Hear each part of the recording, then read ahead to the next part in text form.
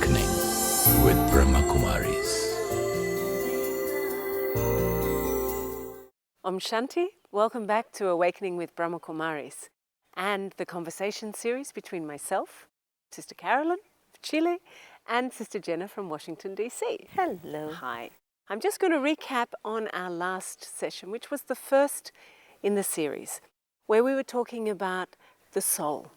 We were in conversation, so you had to be listening very carefully to actually capture all of the pieces of information that were about who we are, how we are, and where we are.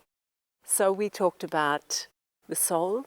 Who I am is not my body. I am this being of light that is situated here in the center of the forehead, being able to access and work with the brain that uses this human amazingness called the body. And we talked about the original qualities of the soul, which are, Jenna? Love, peace, truth, joy, happiness, which to me defines the worthiness. Uh-huh. And then there's another part of us, which I call algae. Ah, yes. Which is the body conscious side of the soul, which is anger, lust, greed, attachment, and ego. And why we have negative or waste thoughts, or why we respond to situations and circumstances not lovingly, is because of this algae, this body consciousness. Yeah, so that was it. We looked at soul consciousness or soul awareness, that I'm in the awareness of my original self. And when I'm in that awareness and I practice resting in that, I act from that and I feel good about myself in the context of having the aim to be a good person. But when I forget that that's who I am, when I distance myself through a whole range of things, busyness, desire, relationships, activity, expectations, all kinds of things, then algae emerges as a natural consequence. Or it has to happen. So there's no point in getting all judgmental about it, oh, I'm bad. No, it had to happen, but now is the time for reclaiming the true order of things, which is who I really am, the beauty of the soul. So that's the platform on which we're building this conversation. And this conversation, we're going to go a little deeper into understanding the faculties of the soul, how we function and how we get lost from ourselves and how we can recover ourselves. In our last session together, if you recall, we were talking about the original worth of the soul: loving, peaceful, pure, powerful, kind, giving, happy. Don't you already feel good? Yeah. Yeah, that you wish you could be that constantly, right? Yeah, So right. what happens is that sometimes we're not constantly that person, because the algae, the anger, the lust, the greed, the attachment, comes into the awareness of the soul and makes the soul forget what it is. Now, it's not enough for me to walk around just considering myself to be a peaceful soul. I'm a loving soul. I'm a happy soul. The sister said so on the program. I know I'm peaceful, but I'm about to turn the neck of my husband or my wife or my in-laws really getting on my last nerve. And yet I know deep down inside they are right. I really am a good and a kind-hearted, good person, but I can't be with this person. Mm-hmm. So we need to understand the mechanisms that are connected to why we are not able to express goodness, to express love when someone is not very kind to us. So the knowledge of the first lesson, that I am a soul, needs to be supported with the fact that there is, the soul has three components to it inside. Yeah. You've got this thing that's called sanskaras. It's like it's also the memory track, isn't it? It's the memory It's the track. impression of everything the soul has ever done in every lifetime. It's the impression of everything the soul has done in every lifetimes, in many lifetimes. So it's unconscious, most of it. 99% is unconscious. Someone asked me the other day, what if I don't believe in many lives? I said, okay, believe in one. It's still It unconscious. still is inside of you. And so every thought, word, action has left a feeling or an emotion or something in you. And that gets lodged in the sanskar. So now I want you to kind of visualize like a happy face, a little smiling face. eyes, ears, nose, and at the top of the eyes, put a little point of light, like a The star. soul. Who you are. And then draw 3 lines. Mm-hmm. On one side is sanskaras. Mm-hmm. You write sanskaras. And underneath that, it's your life experiences, impressions, memory track, sum total of everything that you've experienced. Sanskars. It's in your sanskar. When you leave the body, your mind and awareness and things that you've done, it won't go with you, but the sanskars will travel with you. It's like this concentrated orange juice. I don't know if they have that in India, but it's concentrated and you're not quite sure of what's inside of it. But there are 2 energies functioning. One that is soul conscious, which is your true original eternal self, and one that has the body consciousness, algae, anger, lust, greed, attachment, and ego. Now let me tell you what happens in the mind, why we sometimes struggle with meditation, or why we sometimes struggle with presenting ourselves our best. What's happening is that there's a vibration. We don't know where it comes from, but it gets triggered by things that happen to us in our lives. But there's a vibration between the soul consciousness and the body consciousness. It sends an image to the mind. Yeah. Can I give an example? Sure. You know, when I was, 1991, my husband died, yeah? And I remember I was in 1993, I think it was, I was in London. And I walked in Covent Garden through the Body Shop, which is a very well-known chain of stores there. And I walked past one area of creams and I smelt this almond moisturizing cream, and the smell came in and it's so strong and potent, and it immediately threw into my mind the image of being with my husband just before he died, massaging his feet with this cream. Wow. And it was so clear. And it brought back all the emotion, it brought back his face, Wow. the image, the time, the atmosphere. I could hear even the noises in our bedroom where I was doing that. Is that, and that's what you're meaning, isn't it? Yeah, you can, you see, what happens is that there are 2 components to that point is, in the sanskaras, memories of the past emerge in the mind because of an external trigger, or sometimes just sitting in solitude it comes up. The way that I look at the mind, and I want you to write now on the next side of your diagram, mind. You've got sanskars over here, you've got mind here. Underneath the mind, write thoughts. There is a research done about 20 years ago that over 30,000 thoughts swim in the mind of an average person in America. Today it's 60,000. It's got to be at least that. Yeah. And you know what?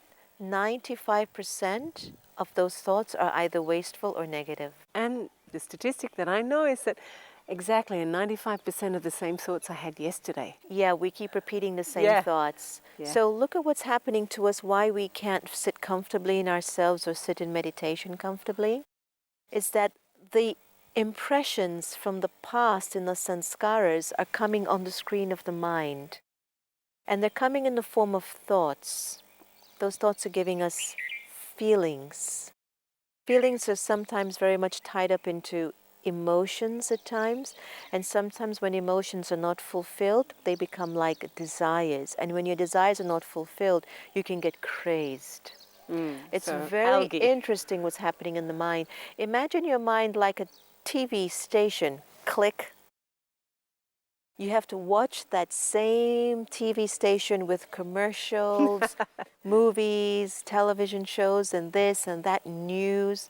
There's a lot of different things going on in your mind, a variety of different feelings and emotions, and they just stay there.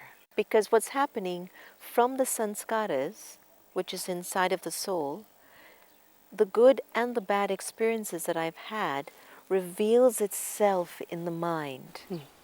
And the mind is your feeling component in many ways in the soul. So sometimes you can't trust what you're feeling is right if also the feelings are based on body consciousness. If I feel angry, then I want to let it out.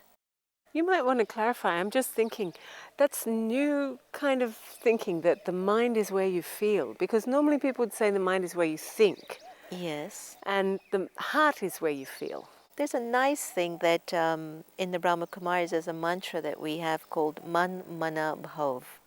And Man Mana Bhav, Bhav is like feeling, feeling in the mind, the one, supreme, alone. So it's like your mind is feeling this one connection to God. But who established the connection? We'll talk about that in the third component of the soul. Okay. So remember, the mind is like this television screen, and it's got a lot of things going on, and you're just sitting there like a couch potato watching everything going on in the mind, and you want to change the channel, but it pulls you. You know, you want to change a channel, but it's pulling you into that world that you're very familiar with. Mm-hmm. But there are times that you might be distracted by something very positive or something very true. That component is called the intellect. Not as in intellectual. Not intellectual. The intellect is what we call your conscious choice. It's your conscience. Mm-hmm. Yeah. It's your willpower. It's the place where information triggers, props, external things come into you, and you have to choose what you want to do or feel with it. So it's about discerning, isn't it? Its discerning abilities as well. Yeah. So what's happened to us is that the mind has become so strong that it does It overrides. it has overridden the intellect's capacity to make the right choices.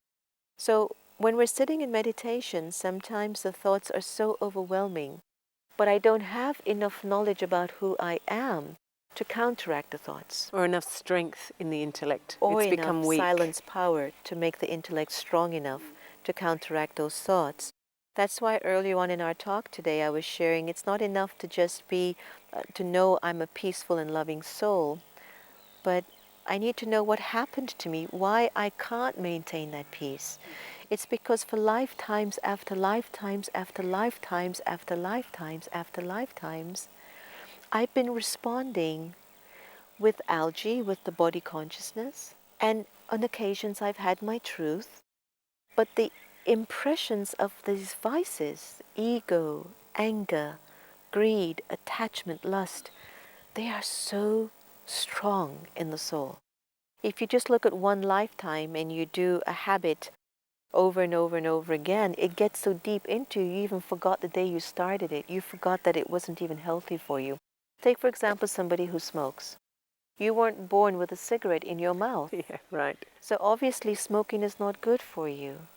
But when you picked it up, whether it was you saw a commercial or your parents smoked or you were The at a peer group. social or you were at a social gathering and someone said, "Oh, give it a try." You tried it once, you tried it twice, you tried it 4 times, you tried it 10 times. Now 5, 10, 20 years later, you are declared a smoker and you find it hard to stop, because you forgot you were a baby who were born without a cigarette in your mouth. Mm-hmm. Mm-hmm. So Rajyoga meditation makes you remember what you originally are. Mm-hmm. And that knowledge comes inside of the intellect, which is your conscience.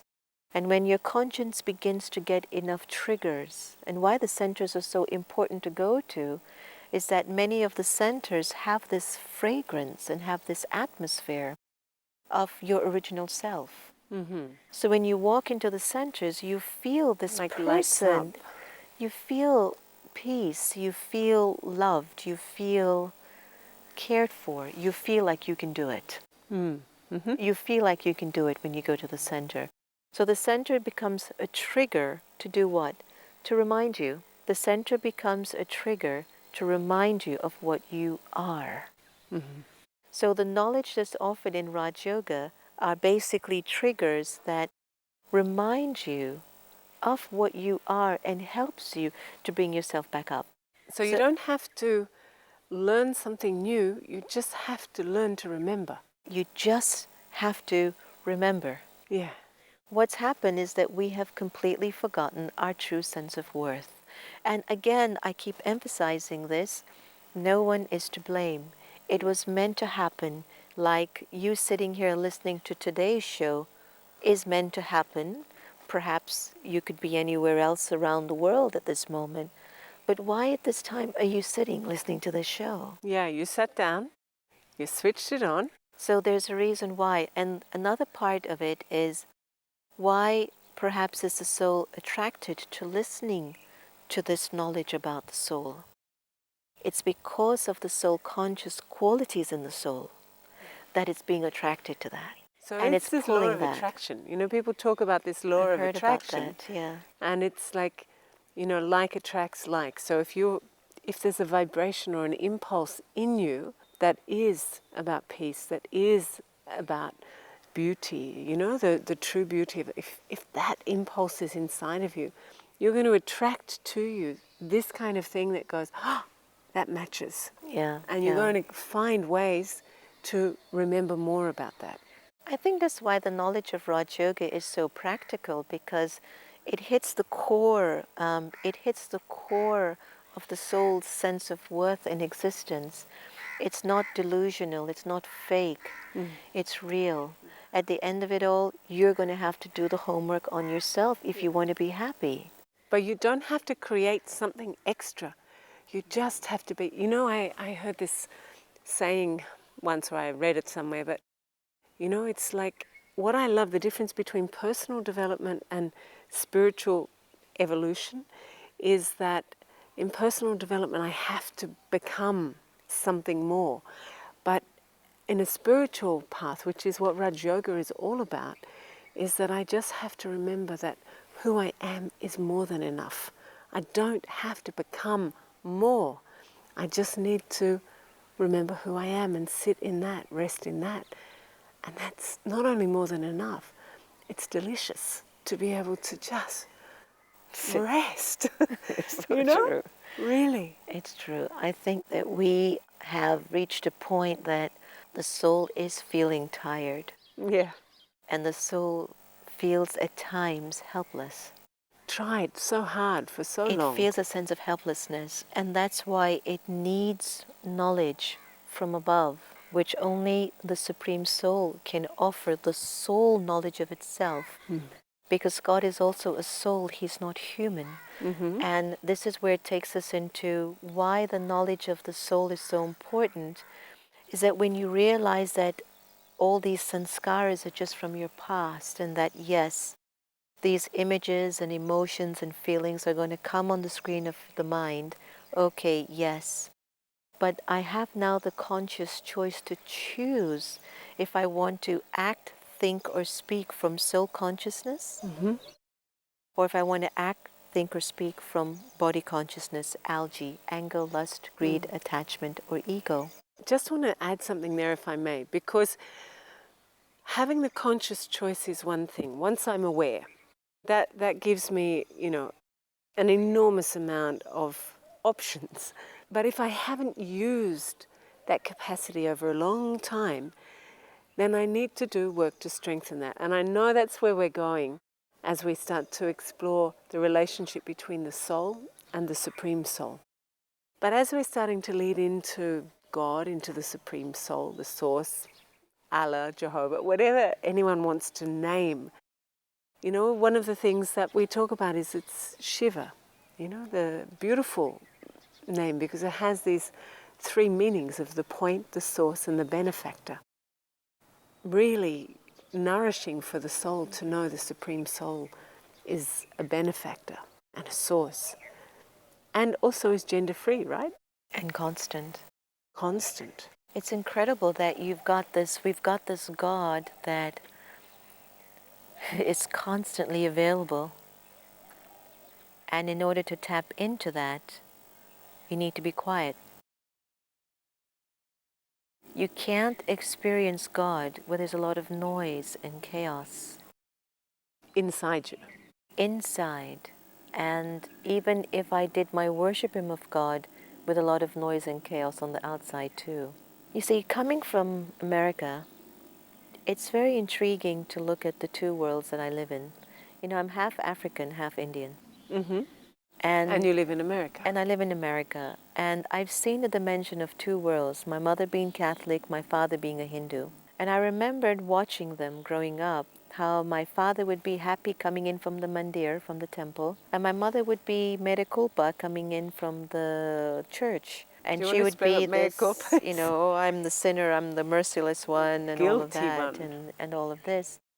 And I used to look at both of them and wonder, what is this thing called God? Sure. Really? Yeah. And I knew that he can't be what everyone's been saying. There's got to be something more simple to him. There's got to be something more true to the supreme energy. And when I was about 17 or 18 and my mother told me, she brought a picture of this point of light in the house which had these rays sparkling. And she said, Jenna, this is God. And I said, yeah, makes sense.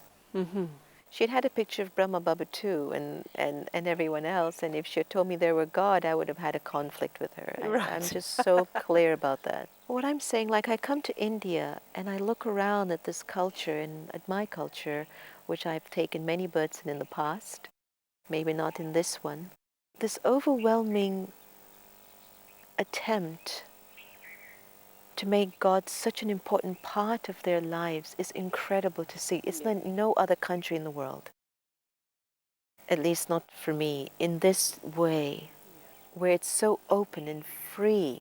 And dedicated. As a natural part of life. And it's a happy religion. Yeah. And so when I come here and I look at Bharatvasis, I look at how fortunate they are to have had this heritage for such a long time. And to see how, no matter how old Bharat has become, it has been sustained to some extent. And I feel what makes the culture of this, of the people of Bharat so powerful is that when I saw how drama created the Brahma Kumaris to be teaching this Rajyoga. What means drama? Explain that we'll talk about drama later. Okay. We're in drama means at the moment. Destiny in a way, right? Drama is the unfolding of destiny. It's accurate. That's what drama is. It's accurate. But it means drama is now. Drama is this movie.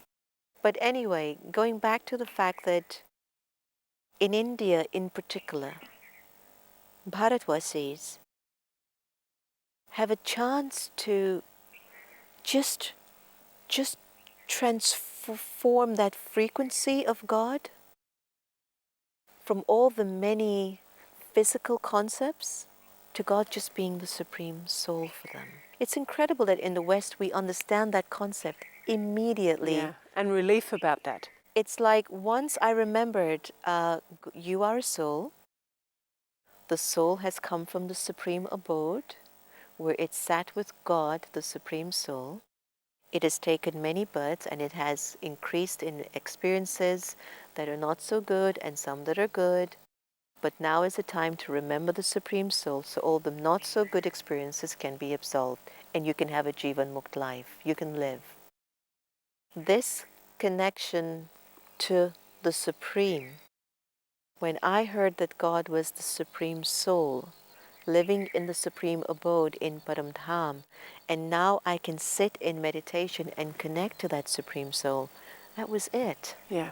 It was clear. Yeah, I remember my husband coming back from the meditation session on God, and I wasn't able to go with him, and he said, oh, you're going to love this. God is non-interventionist. You know, it's an intelligent God for a change, because he'd studied so many different religions trying to find a God that made sense. And when we went, okay, this divine, amazing source of all things beautiful and good, but doesn't interfere in our lives, our karma, our story, our movie, our drama. And yet there is a point in time where that soul comes into our world, which is remembered in every religion, that God comes in different forms, be it Krishna, it's not really God, but, you know, or Christ, or there's a memory that God comes to liberate us. And how? By reminding us who we are. Absolutely. And saying, this is who I am. Soul and soul. Absolutely. We're one, connected to each other. Absolutely. I think that we should talk a little bit more about this in the next show because Yeah, we're just starting to it open is it. so. We should talk about this in the next show because it is so important to establish the soul, to link to God right now, so that we can get rid of all that algae and begin to really live like model citizens and to bring the world back into order. Okay, It's why don't really we heart to just heart. Yeah. wrap up with Yeah. A minute of silence. a minute of silence, Yeah. you know, and just invite everyone to really sit in silence. We're not going to speak any words. Just see if you can listen to the sound of your own beauty and tune in to the highest frequency that you can, which is pure divinity, the source. Just play with that as a concept, your own beauty and the highest frequency of divinity.